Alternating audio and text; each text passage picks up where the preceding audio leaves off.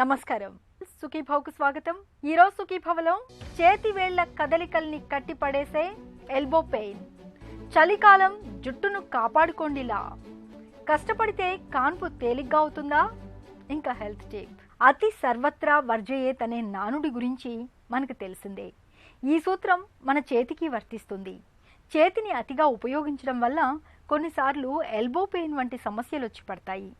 క్రీడల్లో గాయపడ్డప్పుడు, ప్రమాదాల మూలంగా చేయి, భుజం కండరాల్లో పటుత్వం లోపించినప్పుడు కూడా ఎల్బో పెయిన్ అనేది సమస్యగా మారుతుంది. ఇలాంటప్పుడు చేతిని పైకెత్తడం కష్టమవుతూ ఉంటుంది. చేతిని ఉపయోగించి కొద్దిపాటి బరువును కూడా ఎత్తలేకపోతూ ఉంటారు. విశ్రాంతిగా ఉన్నప్పుడు కూడా చేతిలో నొప్పి బాధిస్తూ ఉంటుంది. మొత్తంగా చేతి కదలికల్ని కట్టిపడేసే ఎల్బో పెయిన్ గురించి ఇప్పుడు తెలుసుకుందాం.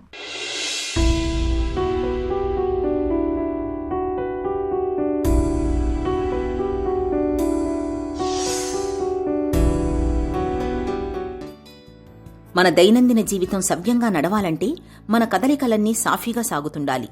ఏ కారణంగానైనా మన కదలికలు కష్టమైతే, అందులోనూ చేతి కదలికలు కష్టంగా మారితే కాఫీ కప్పును పట్టుకోలేం, పుస్తకంలో పేజీలు తిప్పలేం, చొక్కా బొత్తాలు పెట్టుకోలేం, వేళ్లతో సులువుగా రాయలేం. ఇలా ఒక్కటేమిటి, ఏ పని చేసుకోలేం. ఒక్క మాటలో చెప్పాలంటే చేతి కదలికలు కష్టమైతే మొత్తంగా రోజువారీ జీవితమే దుర్భరంగా మారుతుంది. చేతి కదలికల్ని కట్టిపడేసే సమస్యల్లో ఎల్బో పెయిన్ను ప్రధానంగా చెప్పుకోవాలి. దీన్నే టెన్నిస్ ఎల్బో అని కూడా పిలుస్తారు. మోచేతి కింద పైభాగాల్లో తీవ్రమైన నొప్పిని తెచ్చిపెట్టే ఎల్బో పెయిన్కి చేతిని అతిగా ఉపయోగించడం మొదలుకొని కీళ్లు అరిగిపోవడం వరకు చాలా కారణాలే ఉంటాయని చెబుతారు డాక్టర్లు.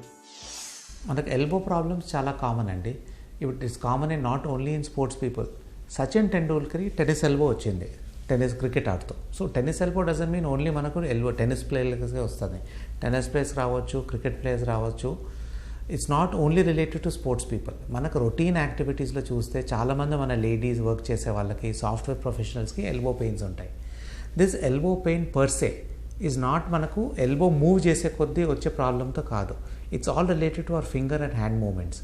సో మనం రిస్ట్తో ఎక్కువ మూమెంట్ చేసే కొద్దీ, like tennis players playing tennis, ladies ఇంట్లో వెజిటబుల్స్ కట్ చేసేది, సాఫ్ట్వేర్ ప్రొఫెషనల్స్ టైపింగ్ చేస్తుంటారు, రిస్ట్ మూమెంట్స్ చేస్తుంటారు. అవన్నీ బికాజ్ ఆఫ్ నా డైలీ రొటీన్ యాక్టివిటీ రిస్ట్ అంతా మూవ్ చేస్తుంటాము. The same load falls on to the elbow. Because ఈ చేతులు ఉండే మసిల్స్, ఫోర్ ఆర్మ్ మసిల్స్ దీన్ని మూవ్ చేసేటివి, అవి ఇక్కడ నుంచి స్టార్ట్ అవుతాయి.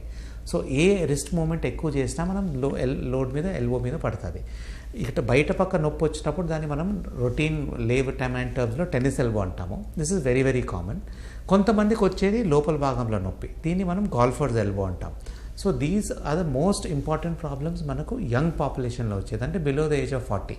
ఆబ్వియస్లీ ఆర్థరైటిస్ అవన్నీ వచ్చేది 50-60 తర్వాతే వస్తాయి. ఎల్బో చాలా రేర్. కానీ టెన్నిస్ ఎల్బో, గాల్ఫర్స్ ఎల్బో చాలా కామన్ మన డైలీ రొటీన్ ప్రాక్టీస్లో. It is getting as common as back pain also. కొంతమందికి తిమిర్లు వచ్చేటివి అవన్నీ ఉంటాయి, కానీ 90% పెయిన్స్ ఓన్లీ ఎల్బో చుట్టూనే ఉంటాయి. చేతి కదలికల్ని కట్టిపడేసే ఎల్బో పెయిన్ లేదా టెన్నిస్ ఎల్బో అనేది ఎక్కువగా క్రీడాకారులు, ముఖ్యంగా క్రికెటర్లు, గోల్ఫ్ ఆటగాళ్లలో కనిపిస్తుంటుంది. అయితే వాళ్లలోనే కాదు, సాధారణ వ్యక్తుల్లోనూ ఎల్బో పెయిన్ వస్తుంటుంది. చేతుల్ని అతిగా ఉపయోగించే వాళ్లలోనూ, చేతులు, భుజం కండరాలు బలహీనంగా ఉన్న వాళ్లలోనూ, కీళ్లవాతం బారిన పడ్డప్పుడు, చేతి ఎముకల్లో సన్నటి ఫ్రాక్చర్లు అయినప్పుడు, తరచూ అధిక బరువులు ఎత్తేవాళ్లలోనూ, మెడ, భుజాల్లో ఏవైనా నరాల సమస్యలు తలెత్తినప్పుడు, ఇలాంటి సందర్భాలలో ఎల్బో పెయిన్ అనేది సమస్యగా మారుతుంటుంది. ఎల్బో పెయిన్ బారిన పడ్డప్పుడు మోచేతి కింది భాగం, పైభాగంలో తరచూ తీవ్రమైన నొప్పి బాధిస్తుంటుంది. చేతిని తేలికగా పైకెత్తలేకపోతుంటారు. చేతి కదలికలు కష్టంగా మారతాయి. పిడికిల్ని బిగించాలన్నా, తెరవాలన్నా కష్టంగా ఉంటుంది. వస్తువుల్ని చేతివేళ్లతో సరిగ్గా పట్టుకోలేకపోతుంటారు. గ్రిప్ ఉండదు. విశ్రాంతి సమయంలోనూ మోచేతి భాగంలో నొప్పి బాధిస్తుంటుంది. మనం దీన్ని ఎల్బో పెయిన్స్ మనకు టెన్నిస్ ఎల్బో ఉన్నా, గాల్ఫర్స్ ఉన్న ఎల్బో ఉన్నా కానీ 95% diagnosis is by clinical examination. అంటే మనం ఎగ్జామిన్ చేసి నొప్పి ఎక్కడ ఉంది చూసి కొన్ని టెస్ట్లు చేసి మనం ఆర్థోపెడిక్గా దాన్ని డయాగ్నోస్ చేయవచ్చు. దీనికి మనం ఎక్స్రే చేసే అవసరం లేదు. ఎంఆర్ఐ అయితే ఇంకా అవసరం లేదు. ఎంఆర్ఐ మనం only after 6 months of treatment తగ్గకపోతే అప్పుడు ఎంఆర్ఐ స్కానింగ్ తీయవచ్చు, కానీ ఎక్స్రే కానీ అవసరం లేదు. సో మనం diagnosis of elbow pain, of golfer's elbow, tennis elbow మనం డయాగ్నోస్ చేసిన తర్వాత దానికి most important is physiotherapy exercises and avoiding repetitive strain injury. So మనం టైపింగ్ చేసినప్పుడు, వెజిటబుల్స్ కట్ చేసినప్పుడు, ఏదైనా స్పోర్ట్స్ ఆడినప్పుడు మనకి ఎల్బో పెయిన్స్ వచ్చినప్పుడు first important thing is for 3 weeks to rest it. Rest ఇవ్వకుండా మనం సేమ్ యాక్టివిటీ కంటిన్యూ చేస్తే మనం ఫిజియోథెరపీ అయినా చేయండి, మందులన్నీ వేసుకోండి, నొప్పి అయితే ఖచ్చితంగా తగ్గదు. So first treatment for elbow pain which is related to the wrist movements is rest కావాలి. సో ఐస్ ప్యాక్స్ పెట్టుకోవచ్చు, వామ్ ప్యాక్స్ పెట్టుకోవచ్చు, లోకల్ ఆయింట్మెంట్ పట్టించుకోవచ్చు, అండ్ ఫిజియోథెరపిస్ట్ని కలిసి స్ట్రెచింగ్ ఎక్సర్సైజెస్ నేర్చుకోవాలి.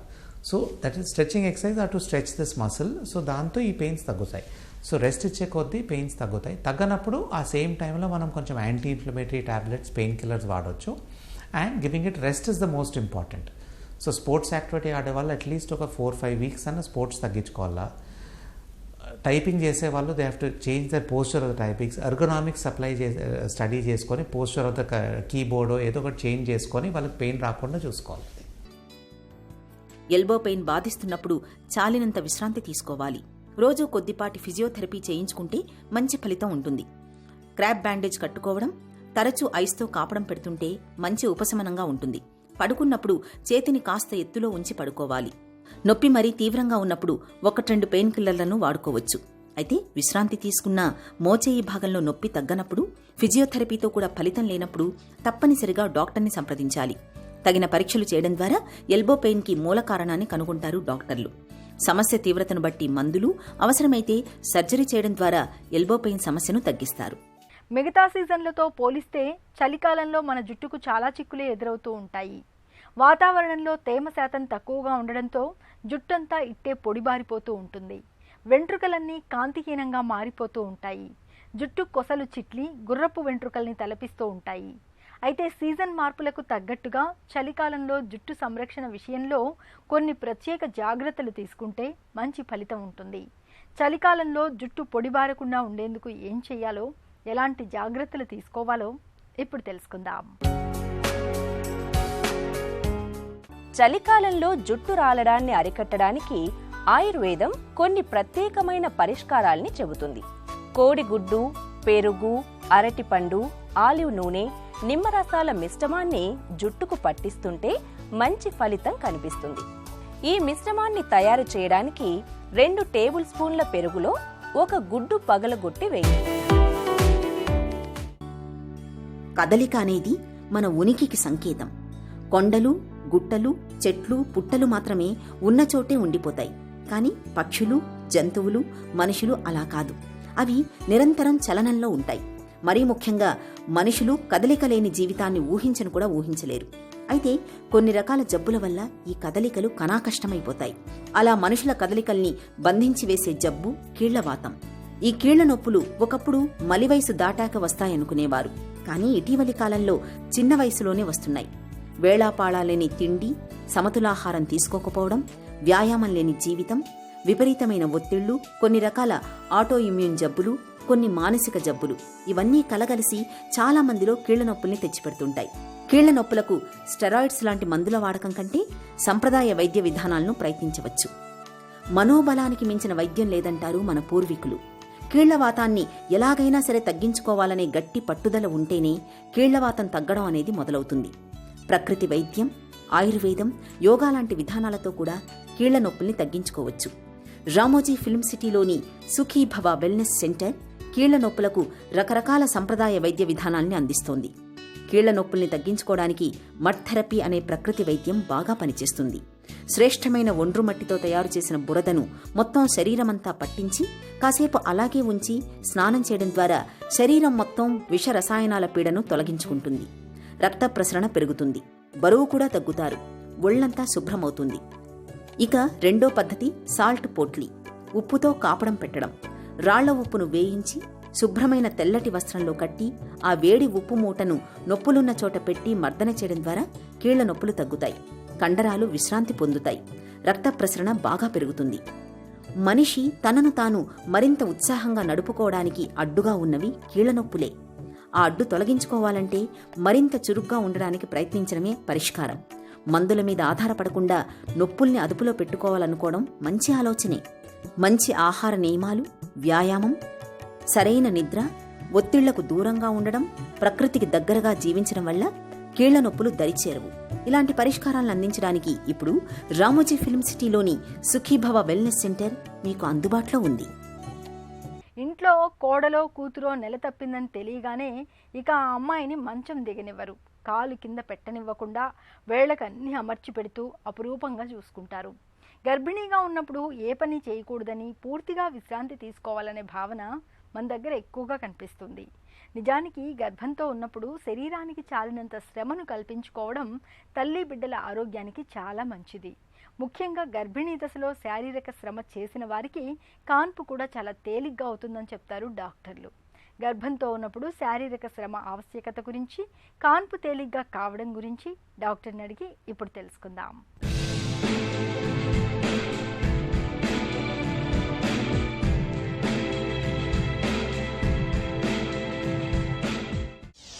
గర్భిణీ దశలో విశ్రాంతి, శారీరక శ్రమ, వీటిలో ఏది మంచిది? గర్భిణీగా ఉన్నప్పుడు పూర్తి విశ్రాంతి తీసుకోవటం అనేది అసలు కరెక్ట్ కాదు. అంటే కొన్ని హై రిస్క్ సిచ్యువేషన్స్, అంటే కొన్ని ప్రాబ్లమ్స్, ప్రెగ్నెన్సీలో ప్రాబ్లమ్స్ ఉన్నప్పుడు డాక్టర్ల, స్పెషలిస్టుల సలహా మేరకు పూర్తి విశ్రాంతి అవసరం అయినప్పుడు ఆ సలహాని పాటించాలి. బట్ నార్మల్ సిచ్యువేషన్లో, అంటే ప్రెగ్నెన్సీలో ప్రాబ్లమ్స్, ఇబ్బందులు ఏమీ లేనప్పుడు బెడ్ రెస్ట్ తీసుకోవటం, పూర్తి విశ్రాంతి తీసుకోవటం అనేది ప్రెగ్నెన్సీకి యాక్చువల్గా అంత మంచిది కూడా కాదు.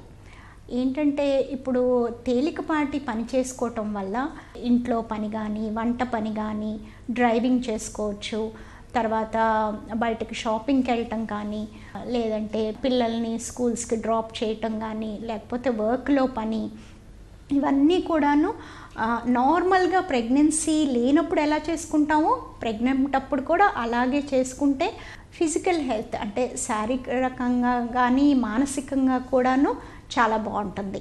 కొన్ని సిచ్యువేషన్స్ ఉంటాయి, కమలలప్పుడు కానీ, ట్రిప్లెట్స్ అంటే ముగ్గురు శిశువులు లోపల కడుపులో ఉన్నప్పుడు కానీ, లేకపోతే ఏదైనా ప్రాబ్లమ్స్, మావి గర్భసంచిలో మావి కొంచెం కిందకు ఉన్నప్పుడు కానీ, గర్భసంచి ద్వారం లూజ్గా ఉన్నప్పుడు కానీ, ఇలాంటి సిచ్యువేషన్స్లో బెడ్ రెస్ట్ తీసుకోమని అడ్వైస్ చేస్తాము. అవి ఖచ్చితంగా ఫాలో అవ్వాలి. తగినంత శారీరక శ్రమతో గర్భిణీలకు వనగూరే లాభాలేంటి? గర్భిణీ స్త్రీలు యాక్టివ్గా ఉండటం వల్ల, వాళ్ళ పనులు అన్నీ వాళ్ళు చేసుకోవటం వల్ల రక్త ప్రసారం చాలా బాగా జరుగుతుంది. గర్భస్థ శిశువుకి చక్కటి గ్రోత్ కానీ, వేరే ప్రాబ్లమ్స్ కానీ తక్కువగా వచ్చే అవకాశం ఉంటాయి. ఇకపోతే మనం యాక్టివ్గా ఉండటం వల్ల డెఫినెట్గా వెయిట్ గెయిన్, అంటే బరువు పెరగటం కూడా తక్కువగా ఉంటుంది. ఆ బరువు పెరగటం అనేది తక్కువగా ఉండటం చాలా చాలా ఇంపార్టెంట్ గర్భిణీ స్త్రీలకి. ఇప్పుడు ప్రెగ్నెన్సీలో బేబీ పుట్టేది 3 కిలోలు, తర్వాత మావి వెయిట్ కానీ, ఉమ్మనీరు వెయిట్ కానీ చూసుకుంటే, తర్వాత రక్తంలో అంటే ఇంక్రీజ్డ్ బ్లడ్ వాల్యూమ్, అంటే ఎక్కువ రక్తం తయారవుతుందన్నమాట ప్రెగ్నెన్సీలో. సో ఈ అన్ని మార్పులు చూసుకున్న ఈ 20 కిలోలు ప్రెగ్నెన్సీలో పెరగటం అనేది చాలా చాలా తప్పు. దానివల్ల అన్ని నష్టాలే. బీపీ అంటే రక్తపోటు రావటం కానీ, మధుమేహం, డయాబెటీస్ ప్రెగ్నెన్సీలో రావటం కానీ, తర్వాత రక్తం గడ్డకట్టే, ప్రెగ్నెన్సీలోనే రక్తం గడ్డకట్టే గుణం ఉంటుందన్నమాట. ఇంకా ఇలా ఈ రకంగా బరువు అది పెరిగి ఎక్సర్సైజ్ సరిగ్గా లేకపోతే ఇంకా రక్తం గడ్డకట్టే అవకాశాలు అవన్నీ పెరుగుతాయి. ఇవన్నీ ప్రాణాపాయం కూడా దగ్గరకు కూడా వెళ్ళొచ్చు. సో అందుకని యాక్టివ్గా ఉండటం అనేది ప్రెగ్నెంట్ విమెన్కి చాలా లాభాలు ఉన్నాయి. గర్భిణీ దశలో శారీరక శ్రమ మూలంగా కాన్పు తేలికగా అవుతుందా? గర్భిణీగా ఉన్నప్పుడు తగినంత శ్రమ పడటం వల్ల నార్మల్ డెలివరీ అనేది, అంటే ఈజీ డెలివరీ అయ్యే అవకాశాలు ఎక్కువగా ఉంటాయి అన్నమాట. ఇంకోటి ఏంటంటే డెలివరీ స్టేజ్ అనేది, అంటే ఆ ప్రసూతి సమయాన్ని మనం 3 స్టేజ్ల కింద మాట్లాడుకుంటాం. First stage, second stage, third stage. ఈ ఫస్ట్ స్టేజ్, సెకండ్ స్టేజ్ రెండు కూడాను తక్కువ టైంలో అవుతాయి అనేది మనకి చాలా మంచి స్టడీస్, అంటే చాలా ఎన్నో వేల మంది డెలివరీ అయ్యే విమెన్ మీద చేసిన స్టడీస్లో ఆ పీరియడ్ అనేది, ఆ టైము షార్ట్ అవుతుంది అనేది మనకి ప్రూఫ్ ఉందన్నమాట. సో తర్వాత ఆ కష్టపడటం వల్ల మనకి కింద, అంటే ఆ మజిల్స్ కూడా స్ట్రాంగ్ అవుతాయి. తగినంత యోగా కానీ, ఎక్సర్సైజ్ కానీ చేయటం వల్ల దాంతో బేబీ కూడా సేఫ్గా, ఎక్కువ స్ట్రెయిన్ లేకుండా డెలివరీ అయ్యే అవకాశాలు ఉన్నాయి. గర్భిణీలు ఎలాంటి పనులు చేయొచ్చు? గర్భిణీ స్త్రీలు ఏ పనులు చేయొచ్చు, ఎంత కష్టపడాలి అనేది మనకి చాలా అపోహలు ఉన్నాయి దాంట్లో. మన పెద్దవాళ్ళు చాలామంది చెప్తారు గొంతు కూర్చోకూడదు, వంగకూడదు, పక్కకి తిరిగే పడుకోవాలి. ఇవన్నీ నిజం కాదు. ఏంటంటే మన కామన్ సెన్స్ నార్మల్గా అతిగా స్ట్రెయిన్ అయ్యేటట్టు, అది మెంటల్ స్ట్రెయినే కానీ ఫిజికల్ స్ట్రెయినే కానీ శారీరకమైన స్ట్రెయినే కానీ అతిగా అవ్వకూడదు. కానీ మీ బాడీ మీకు ఎంతవరకు స్ట్రెయిన్ అవనిస్తుందో అంత నార్మల్ యాక్టివిటీ అనేది చాలా మంచిది. స్విమ్మింగ్ చేయొచ్చు, గొంతు కూర్చోవచ్చు, కింద నుంచి పైకి లేచేటప్పుడు చక్కగా ఒక పక్కకి ఒక సపోర్ట్ తీసుకుని లేవటం, అలాంటి జాగ్రత్తలు తీసుకోవాలి. ఆఖరికి స్పోర్ట్ కూడా ప్రాక్టీస్ చేసుకోవచ్చు, ఆడొచ్చు అనేది. ఇవన్నీ ఏంటంటే ఒక జనరల్ రూల్ లాగా చెప్పలేం మనం. ఆ బాడీ తీరును బట్టి, ఆ ప్రెగ్నెన్సీలో ఉన్న గుడ్ థింగ్స్, బ్యాడ్ థింగ్స్ అంటే ప్రాబ్లమ్స్ని బట్టి దాన్ని అసెస్ చేసుకుని మీ డాక్టర్ సలహాతో, ఏ డౌట్స్ ఉన్నా డాక్టర్ సలహాతో ముందుకెళ్ళాలన్నమాట. గర్భిణీలు విశ్రాంతి తీసుకునే తీరు ఎలా ఉండాలి? విశ్రాంతి అనేది గర్భిణీ స్త్రీలకి చాలా ముఖ్యం. ఎలా అంటే night time good sleep, 6 to 8 hours minimum interruption లేకుండా నిద్ర అనేది ఇంపార్టెంట్.